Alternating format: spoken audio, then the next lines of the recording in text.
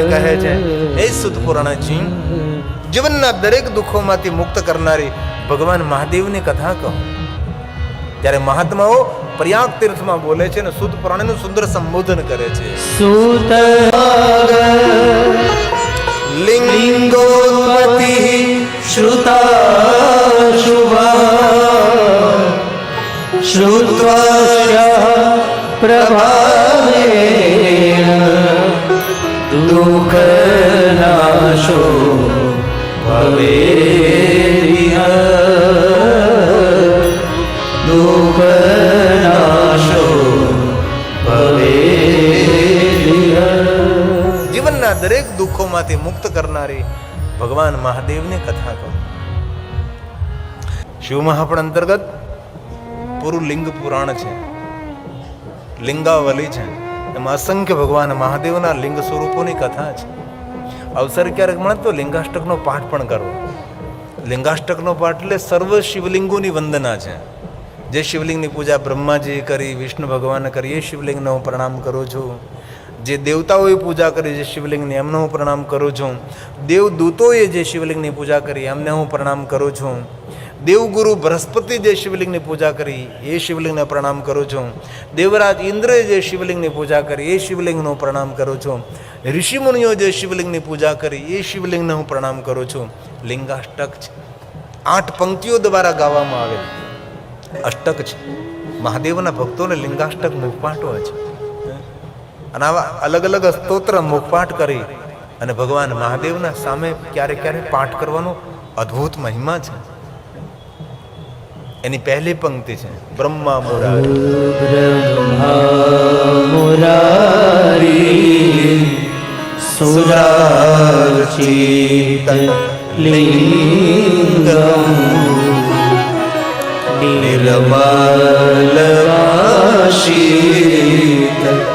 શોભિત લિંગમ જન્મ દુઃખ વિનાશન લિંગમ તત પ્રણમામિ સદા શિવલિંગમ તત પ્રણમામિ સદા શિવલિંગમ. અવસર મળે તો શિવાલય જઈ ભગવાન મહાદેવના સન્મુખ બેસી લિંગાષ્ટકનો પાઠ કરો. શિવાલય જઈને કોઈ અષ્ટક ન બોલો, કોઈ સ્તવન ન બોલો, કોઈ સ્તુતિ ન કરો. શિવાલય જઈને માણસ કોઈ મૌનથી બેસી જાય એ પણ શિવની સાધના છે. તેથી શિવજીના વ્રતોમાં મૌનનો બહુ જ મહિમા છે. મૌન રહેવું મહાદેવની શ્રેષ્ઠ ઉપાસના છે. મૌન રહેવું. ત્યારે એક અવસર મળે તો શિવજીના સામે બેસીને આ લિંગાષ્ટકનો પાઠ કરો. શિવ સન્નિધો. લિંગાષ્ટકમિદં પુણ્યમ. પુણ્ય આપનારું લિંગાષ્ટક છે. પુણ્ય એટલે આનંદ, સુખ, મનની કામના પૂર્ણ કરનારું લિંગાષ્ટક છે. આમાંથી ભણેલા ગણેલા ઘણા ભાઈઓ બહેનોને આ લિંગાષ્ટક મુખપાઠ હોય છે. આખો નથી બોલતો, મહાત્મય છે કે મહાદેવની સામે બેસી લિંગાષ્ટકનો પાઠ કરવો.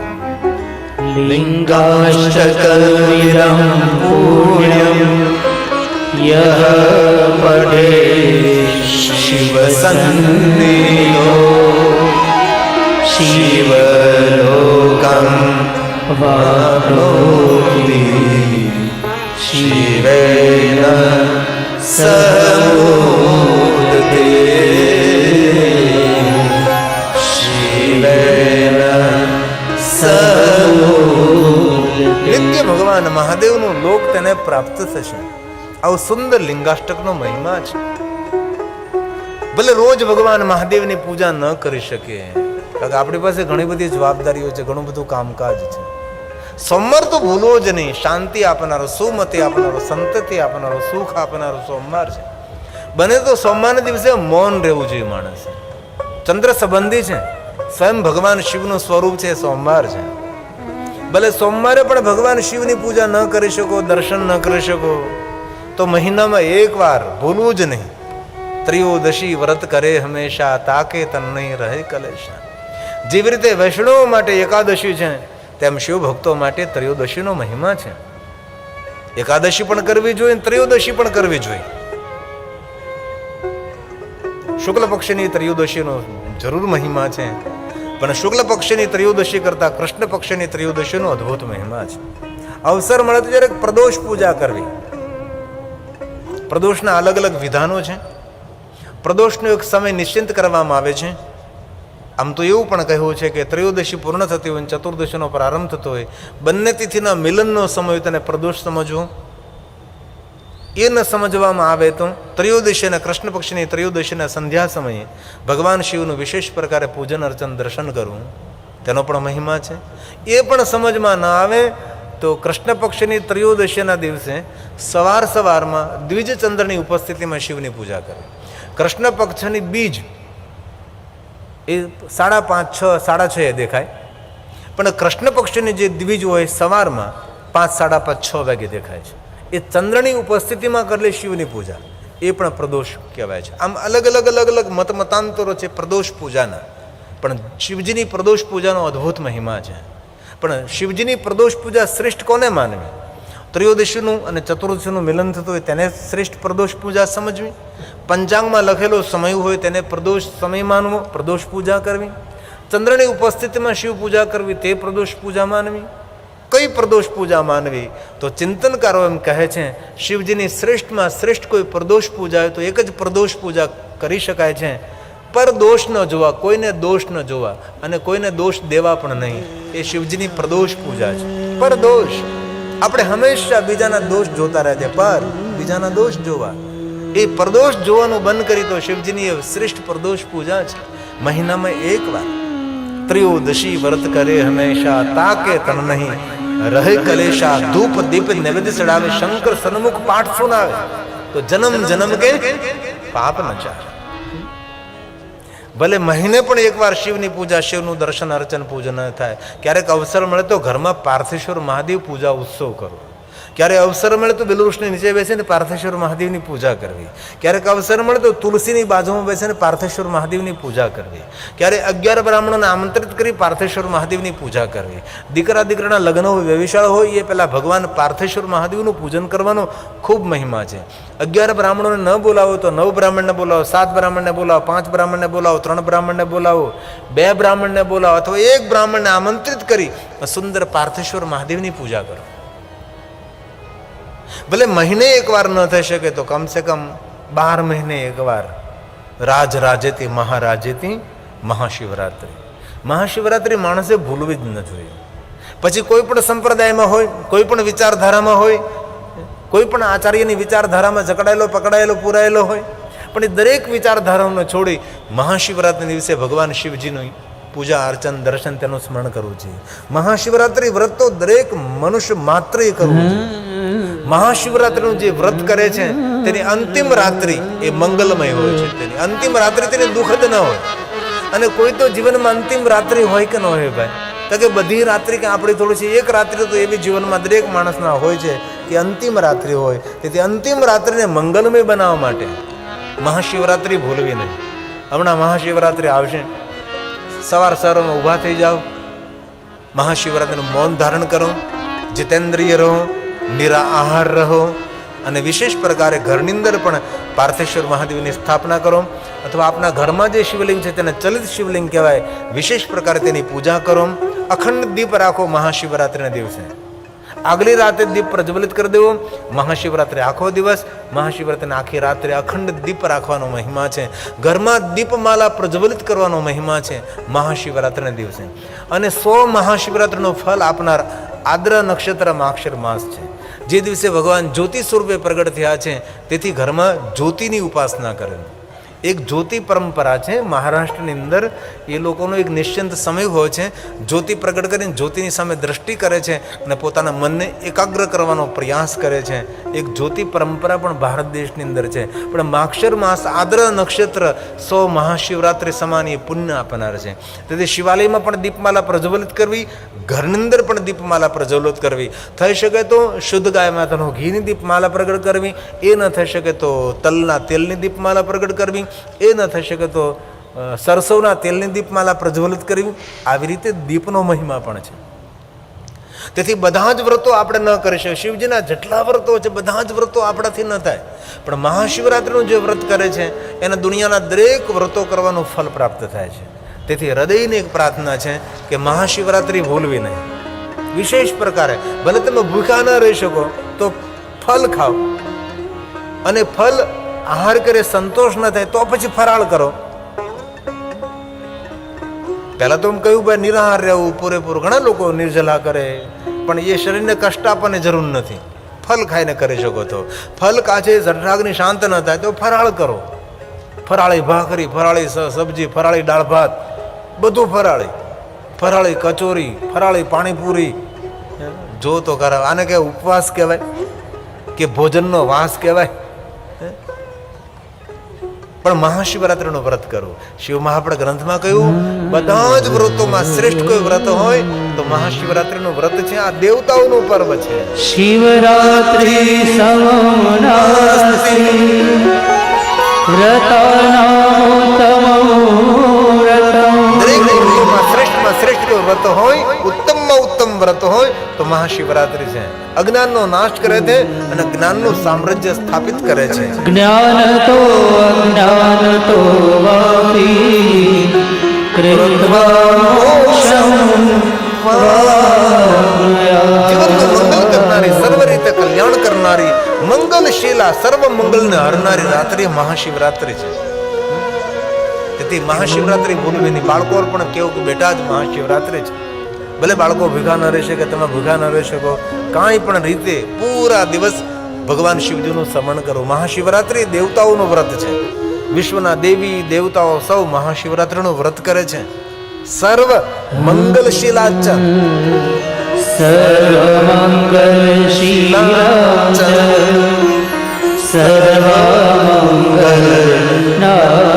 જીવનની દરેક અમંગલ ઘટનાઓને હરનારી એ મહાશિવરાત્રિ છે. ભુક્તિ મુક્તિ આપનારી રાત્રિ છે. ભુક્તિ મુક્તિ પ્રદાન ચેતા સત્યમ સત્યમ વચને સત્ય કહું છું, સત્ય કહું છું.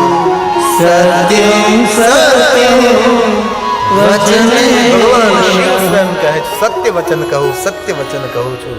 મહાશિવરાત્રિ મનુષ્ય માત્રનું મંગલ કરનારી રાત્રિ છે. જે કોઈ મહાશિવરાત્રિનું વ્રત કરે છે અશ્વમેઘ સહસ્રાણી વાજપેયી શતાને છે. કેટલા મોટા મોટા પુણ્યો કરવાનું ફલ મહાશિવરાત્રિનું વ્રત કરવા માત્રથી પ્રાપ્ત થાય છે. તેથી મહાશિવરાત્રિ ભૂલવી નહીં. મહાશિવરાત્રિ મૌન રહેવું, શાંત રહેવું, ભગવાનને યાદ કરવા. शिवरात्रि महारात्रि, योग की रात्रि, योगियों की रात्रि, मौनी रात्रि, मुनियों की रात्रि, ये महाशिवरात्रि. शोर बपोर नहीं, रात्रि समय मोटा मोटा फटाफट बोलो नहीं. महाशिवरात्रि एकदम मौन दिन पसार करवानी છે. કોઈ ઘનઘોર જંગલમાં જઈને એકાંતમાં જઈ ભગવાન શિવનું આરાધન કરવાની રાત્રિ એ મહાશિવરાત્રિ છે.